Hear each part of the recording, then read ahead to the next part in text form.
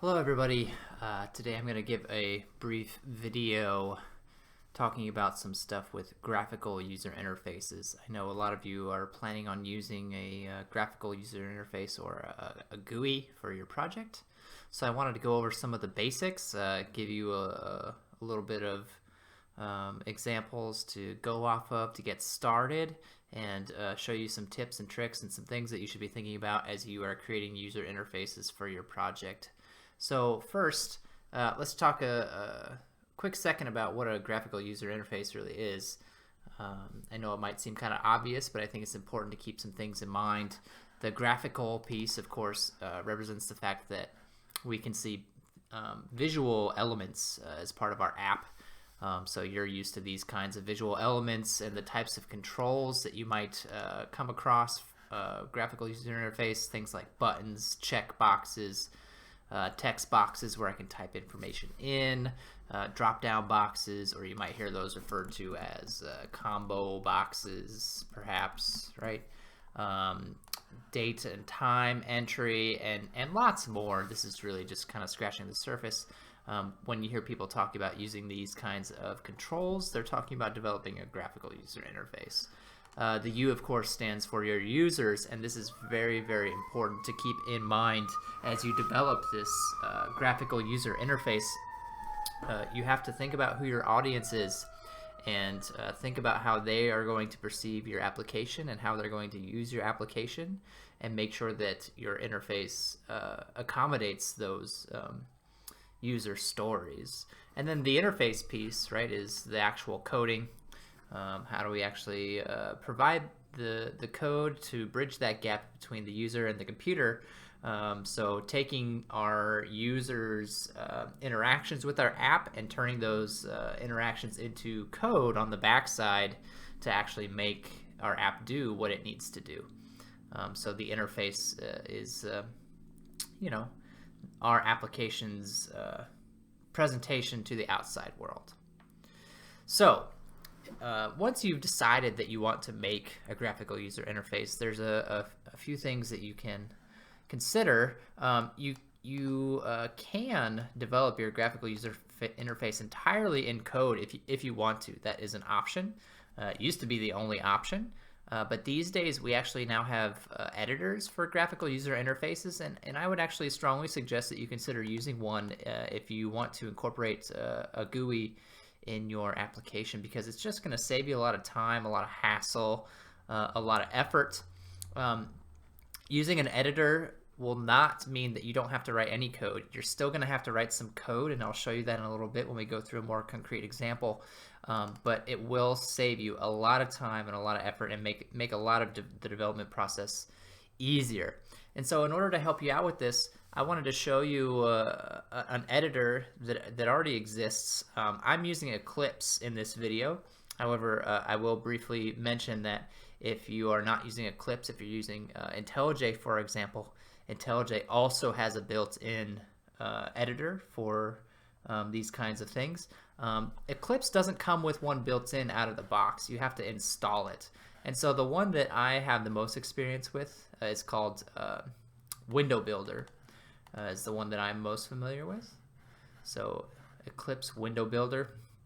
And if you just do a Google search for Window Builder, or I'll post the link to Window Builder in the description of the video perhaps, you can download it by going to the downloads page. And then the way that I downloaded it is, you see if you hover over this install button, it says drag to install. You can actually just drag it to an already open Eclipse window. So if I click this and drag it to Eclipse, and then, whoops, that didn't work. Let me try it again. Sorry. Drag it to Eclipse and then just drop it. It'll ask me to confirm the selected features. I've actually already got this installed on mine, so you can see that it's already checked. Everything's been installed, so I don't need to do it over again. But go away, please. I don't need you anymore. But please be sure to use the one that's listed here as the last good build. That's the one that I've had the most success with. And so you'll see it pops up with a bunch of stuff here to install. Make sure you install it all. There actually should be an option called, what is it, Swing Editor or something along those lines, I believe. But anyway, make sure you install that all, and that will install a plugin for you to give you a nice little editor to design and implement your graphical user interfaces. And so I'm going to walk you through graphical user interface for this simple little app that I've got. You might recall a few weeks ago we developed this cat class to represent different kinds of cats. It couldn't do a whole lot. It could tell you the name of the cat and whether the cat's hungry or not. I've got a cat at my feet right now who is wondering why I'm not giving him more attention. Sorry, Franklin. But I wanted to make a way for people to, I wanted to make an app for people to, create and manage the cats in their lives. So I made a little app called CatCreator, and this is actually the code for the graphical user interface, which I've edited a little bit. And then we can also see the design for the graphical user interface here, and you can see that it shows me an image of what the window is going to look like. It's not guaranteed to look exactly like what I'm seeing on the screen, but it'll look pretty close. It'll look pretty close. And so I wanted to walk you through kind of how I set this up and maybe do a little bit of coding and do a little bit of additional things with it to show you some of the kinds of things that you can do. Let me start with when you first create one of these, or maybe I should take a step back and show you how to create a window for starters. In my project, if I want to create a new graphical user interface, I'm going to go to New and then down to Other, and there'll be a new folder here for Window Builder, and we're going to be using the Swing Designer. Swing is a fairly old graphical user interface library, but it's still very commonly used. There's a lot of applications that use it still to this day. And so for your main, every application is going to have what's called an application window. That is the main window, right? You can think of it as home base for your application, right? The starting window that users are going to see. And so that's what I've created. I've created an application window. Every program that uses a graphical interface will probably have one of those. And then if I have additional windows that I want to create, I could use a JDialog or a JFrame to create additional screens as part of my app if my app has multiple screens that I need to display to the user.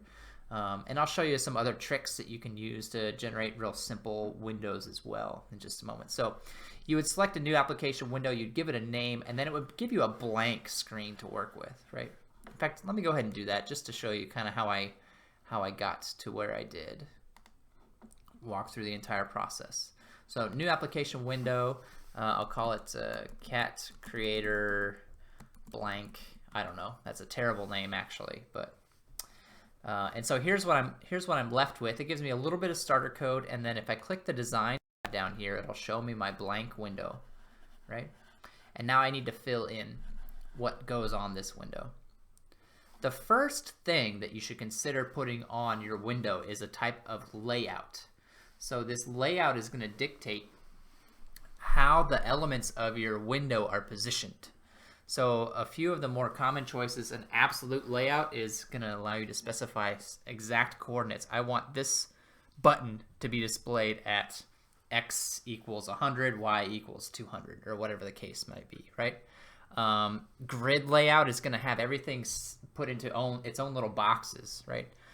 So we can section the window off, think of it like a tic-tac-toe board almost, and then decide which elements we want to go into which box. The one that I use for this app is what's called a spring layout. And so this one is based on the idea of constraints. I'm not going to tell you exactly where the button is going to go. I'm going to tell you that I want this button to be to the left of another button. That's what a constraint is. So it's a relative type of layout. And I really prefer this type of layout because it allows us to, for example, resize the window, and the buttons and everything will just move and be exactly where they need to be, even though the window has changed size. Or maybe somebody's using a really big monitor or a really small monitor, right? So the app's going to change its size. So we don't have to worry about buttons being shown off the screen or having a whole lot of extra space. A spring layout makes it so that everything is shown relative to the other elements of your window. So in order to add it, you just click spring layout, and then you can see it's highlighted in green, and I drop it on. Nothing really happened, right? But the content's there, and then from there I can start to decide what elements I want to add, what controls I want to add. The more common ones are listed here in this toolbar. So you can see buttons. I can click and drop a button, right? And then give it a name, button, right? I can do text boxes if I need people to type stuff in, right? So here's my text box. I can set a checkbox. And then for displaying things like a list of information, there's something called a JList. And you can, click and drag how big you want this element to be, and it'll drop a JList in. So it makes it very, very easy for you to just drag and drop or click and decide where you want to place these elements. The blue lines that you see coming off the sides and the tops of these are the constraints. So you're specifying that I want this JList to be constrained based on the top and the bottom and the left and the right of the application window. Whereas for this checkbox, you can see that it's constrained to the right side of the window, but also below this text box. So this checkbox will always be below this text box. Always, always, always. That's how it's constrained, right? And you can play around with these constraints if you want to make things work or position the way that you want. That's something that takes a little bit of experimentation to get working correctly. Clicking these arrows will let the computer set its best judgment for constraints for top and bottom or left and right, as the case may be. One thing that you might also notice over on the left side of the screen, if I click on something like this text box, I can see a whole list of properties over here for this text box that I can manipulate, right? So some of these things are self-explanatory, like the font, or if I want to put text in that text box or anything else. What colors I want to have displayed, things like that can all be set via these properties. But the constraints are over here too, right? You can see that some of these don't have any constraints. Some of these have more specific constraints listed, right? And so you can manipulate a lot of things through just this property window if you want to. And then the other thing to keep in mind is that when you change these properties or when you add a new element or make modifications to your window, if you go back to the source code for all of this, all of these get added in. All of this source code gets generated for you with the information that you specified. So this is really how the editor saves you a lot of time and hassle. It fixes all of this code up for you so that you don't have to write all this stuff out yourself. You can just focus on writing the stuff that you care about. Okay, so that's kind of the basics of setting up your window.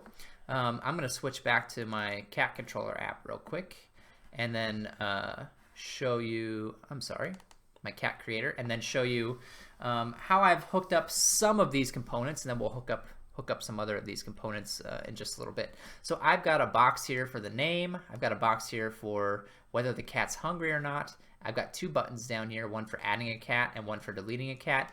And then I've got a JList, which is just meant to display all of the cats that I have. So what I wanted to do with you real quick, I'm going to run this app for you and show you what it can do, and then I'm going to walk you through how I set that up. And then we're going to implement a little bit more functionality for this app in just a little bit. So right now the only button that works is Add Cat. If I click Add Cat, it pops up this little box and it lets me type in the name of a cat, Franklin, who is sitting right next to me right now, wondering why I'm talking about him. And then you can see that after I've done that, it tells me Franklin is not hungry. How did it know that? How did it know where that came from? Well, it's quite literally just calling the toString on our cat class. So if I look at the cat class and look at toString, you can see that it says Franklin either is hungry or is not hungry. and all cats are not hungry by default. So it's reacting accordingly, right? And I can add another cat. I actually have a second cat named Sally, who is not here right now, but she's around somewhere, hiding, right? And so I can see that, okay, this works. I can add cats,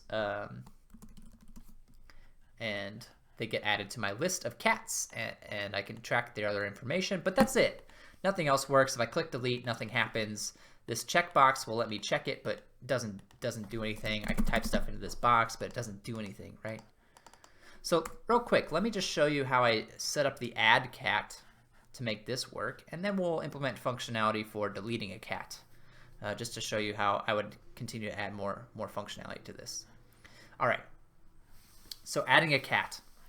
In order to understand how I implemented add cat, I think it's important to understand the 3 different components of this application.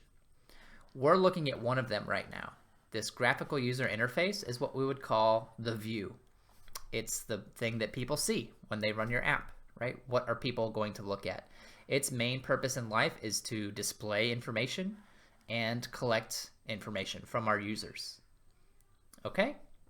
That's its main goal. Another component of the app that we have already seen and are familiar with is the cat itself. This is the data. This is what our cat is, this is what our application is manipulating. It's what we're remembering. It's what we care about. I could have other classes as part of my app as well that I care about, but for this app, all I have is a cat. This is what we would call the model, right? So the model is just a way of storing information that we care about. The other piece is one that we haven't seen yet or talked about a whole lot yet, and I'm not going to talk about it in a lot of detail, but I will give you a quick overview of it. It's called a CatController. So the role of the controller is to sit in between the model and the view.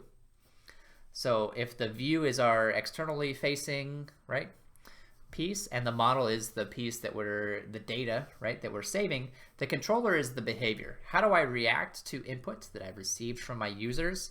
How do I use that input to update my model? If changes are made to my model, how do I show or how do I indicate the view that has happened and tell it to update itself accordingly? So you can think of the controller as being kind of the middleman between the model and the view. And so what you'll notice here is that I've got a what's called a default list model. It's very, very, very much like an array list. The only reason that I'm using it instead of an array list is because default list models work very, very well with the JList class that we have in our graphical user interface. That is the only reason why I'm using that instead of an array list. And otherwise it doesn't really feel much different from an array list. Oops, I'm sorry, that's the wrong tab. It was in my controller tab. And this default list model is really just a list of all of the cats that we have in our application, all of the different cats that we have. Then you can see the other stuff that a controller can do. It can add cats, it can delete cats, it can set whether a cat's hungry or not, although that hasn't been implemented yet, right? It could be. In fact, maybe it will be. I don't know. We'll see how much time we've got for this video. I have a way to get all of the cats, right? For example. And then I've got some other methods down here, which I'm not going to do, to write cat data to a file or import cat data from a file. That might be a topic for a future video. If that's something you'd be interested in, let me know, and I'd be happy to make another video talking about files. But this is something that I think could be handled by the controller as well. So anything that has to do with the behaviors that I want my app to have. Notice that a lot of these behaviors are pretty simple. My app isn't doing a whole lot of complex stuff. It's just creating cats. So there's not a lot of complex behavior in my controllers. But depending on how complex your app is, it could be a lot of stuff going on inside of your controller. And so with that in mind, let's take a look then at how our CatCreator is set up. Notice that inside of the CatCreator, I created a field for the controller because the controller needs to interact with the view. So I created a variable for that. And then inside of the initialize function, I call the constructor on my controller. I then am going to grab the list of all cats and pass it to my JList. This might seem a little bit confusing. There's nothing in this list yet. There are no cats. There's nothing. This list is empty. But we're basically saying to the user interface that, anytime I add a cat to this list in my controller, I want you to update the view accordingly. We're making that link between those two. So I modified this line of code. I added this line of code. All these other lines of code that we're seeing here have been created for us automatically by the window builder. I did not write this code. It was generated for me automatically. And then there was some code that I did implement here, this code. So there's a method. We can see it's called mouse clicked. And this is a method that responds to an event. So event-based programming is a little bit different than a lot of what you see in 131 and 132. Basically, we can provide a button for somebody to click, but we don't know when they're going to click it, right? They could click it 100 times real fast, they could never click it, or they could click it once, right? Or any value in between. And we need to provide a way that we can respond to the event of them clicking the button. And so that's what this function is for. That's what this method is for. When they click the add button, what do I want to happen? And what I want to happen is to show a little dialog window that allows them to tell me what their cat's name is. And so here's the way that that's been done. We are using a very simple JOption pane show input dialog function that's provided to us as part of the Java library. We're setting the question that we want to ask. We're saying that this is just a plain message, and then I've got a bunch of null values here. If you want to know why they're null instead of some other values, I would encourage you to look up the documentation on this method and see what these actually represent. You actually can use this to provide buttons or a drop-down box of options as well, in which case some of these would not be null anymore. If that's something that you're interested in using, be sure to check the documentation on that so that you can include it properly. But the way that I had this set up, it's going to pop up that little screen with a text box on it, and whenever I type something into that box and hit OK, it's going to store the value into this variable, into this string. I do some basic data validation on the string to check it, and then I call my controller. Anytime the user interacts with the view, that's probably going to lead to a call to the controller. So in this case, I'm adding a cat, and I'm passing in the name of the cat. The controller will then receive the name of that cat and add it to the list, and that list gets automatically updated based on that information. So let's talk about how we could actually do this. Let me show you how to actually implement something like this on your own. I have another button that has not been set up yet. Delete, for deleting a cat, right? So how could I set up the behavior that I want to occur when somebody clicks this button? Well, I'm going to go ahead and right-click the button, and then down here there's an option called Add Event Handler. There's a lot of events that you could potentially focus on. If you're focused on buttons, however, you're probably most interested in the mouse clicked event. That is probably the most common event that you want to handle. But you can take a look at all of the events that are available to you and decide which ones are most relevant to your app. For buttons, though, this one is it. And when I click on that, it's going to generate a blank function for me here called mouse clicked. And now anything that I want to happen when they clicked the delete button will go inside of this function. So what is it that I want to happen? I want to figure out which cat they've got currently selected, and I want to remove that cat from my list. I've already got a method in my CatController for deleting cats. I just need to tell it the index. So where does the index come from? Well, remember that in our user interface, we have a list over here, this JList object for displaying things in a list format. And so I can get an index from this I can grab the index that's currently selected, pass that to my controller, and it should take care of the rest. So if I find the function, here we go. My JList is called list, and I want to get the index. So list.get selected index. I'm going to pass that into my controller. Delete cat. I'll pass in the selected index. And that should be it, actually. I think that's all that I would need to do for this particular situation. One thing that you might consider doing would be to add in a little window that asks the user if they're sure that they want to delete this cat. That's a pretty common thing that you see, right? Are you sure that you want to delete this cat? And that's another thing that you could use a J option pane for. Just have a very small window with yes or no, right? Yes or no buttons on it. Again, I'll post links to the documentation so that you can see how to do that, but let's test it out. I need to add some cats before I can delete them, so I'll add Franklin. I'll add Sally. And then I'll click on Sally. So this is now the selected index. I'll select delete, and it's now gone. It's off of my list. And I can delete Franklin as well. They're both gone. They're off of my list. Just like that.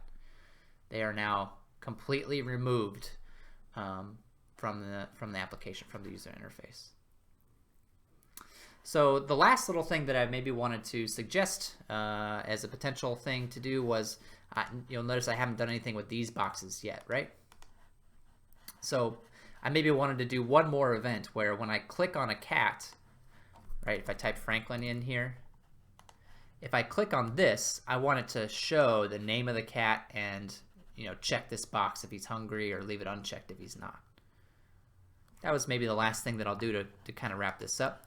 And so I'm going to go back to my design. Now this time I'm not working with a button, I'm working with a JList. So if I go to add event handler, right, what we really care about is whether or not an item has been selected. So let's see, is it, which one am I looking for? List selection value change? That might be it. Yeah, list selection value changed, I think, is what we want. So what I want to do is I want to get the cat object that corresponds to the currently selected index. So let's get the index first from the list. We'll grab the cat from the controller, because remember the controller is the middleman between the model and the view. Get cat at that index. And then we need to grab the information out of the cat and put it into the text field and the checkbox. So I'll say text field dot set text c dot, oh, I don't have getters and setters. Let's make some getters and setters for my cat real quick. I thought I had them, but I don't. That's okay.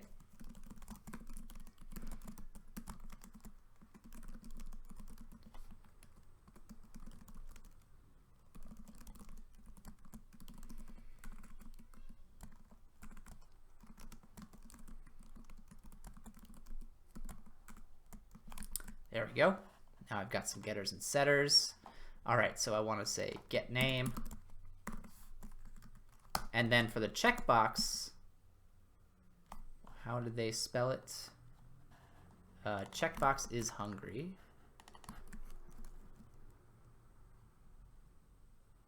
No?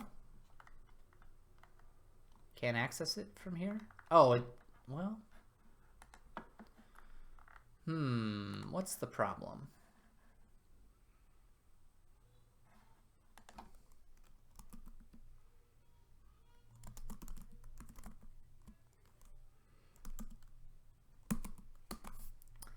This is what I want to do, but it's not recognizing this variable.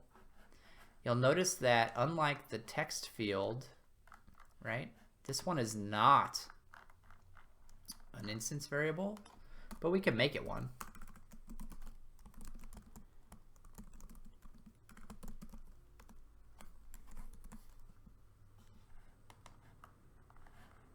And then if I go back down here,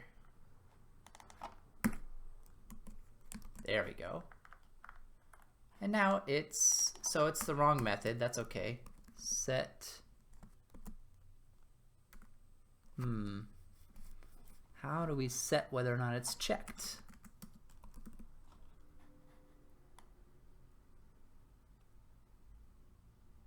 Focusable, enabled.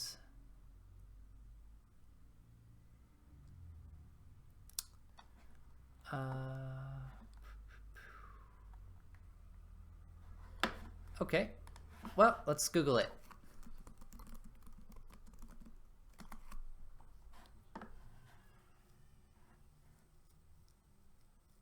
Oh, set selected. There we go. Set selected is the name of the method, not set select, not set checked. And I believe that should do it. I've got an error though. Oh, I need a semicolon. It's an easy fix. All right, let's give it a try. Now I should hopefully be able to add a cat, select a cat from the list, and then see, there's Franklin, and it says Franklin is not hungry, so can we find a way to force it to make it hungry? Let's, this is a little hacky, but I'll make sure that the cat is not hungry when I do this, so we can see that behavior. Maybe. That, oh, not hungry. I did the wrong one. Just wanted to make sure that the checkbox is working. Going to great lengths. Ah, yes, that was great. So there's the checkbox, and then also notice that it updated in the list as well. It says Franklin is hungry. So it's working. And you could use this, you could extend this out further to make it so that I could edit these cats, right? That's kind of the direction that I was heading in. I'm gonna not do that. This video is kind of wrapping up here, so I'm gonna let you all consider how you might want to do that in your own applications. But you know, an idea of being able to uncheck this and then update the behavior, update the cats that I've modified would be a good next step for this. But just to recap and kind of wrap up with a few tips and tricks. One thing that I think is important to understand about this separation of concerns, this model view controller, the nice thing about it is that it provides me very clearly distinguished behaviors, right? Very clearly distinguished objects that I can create and test independently of one another. So I can test my model, right? That's pretty straightforward. Testing the various methods of my model and stuff is easy to test. The CatController is also very easy to test as well. You can see the methods here are pretty straightforward. Even if they were a little bit more complicated, they would be easy enough to test. What's difficult to test is my user interface. It's not impossible to test your user interface, but it's very difficult to test your user interface. And so for the purposes of the project, I want to make this clear. I do not expect you to have unit tests for your user interface. But the reason that you can get away with that, the reason that I'm not going to ask you to write unit tests for your user interface only makes sense if you use a clear distinguishing set of classes for the different parts of your application.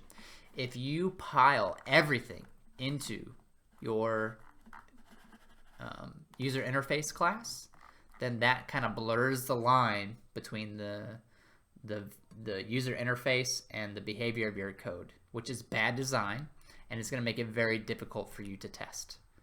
So I think one of the really main important things to take away from this is keep all of your user interface code in one file, in one class, in one place, right?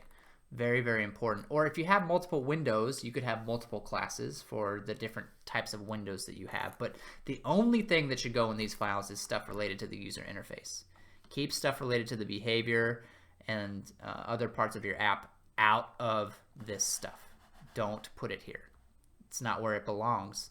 Make a controller class to act as a middleman between the two. Some other tips to be aware of that I've got here.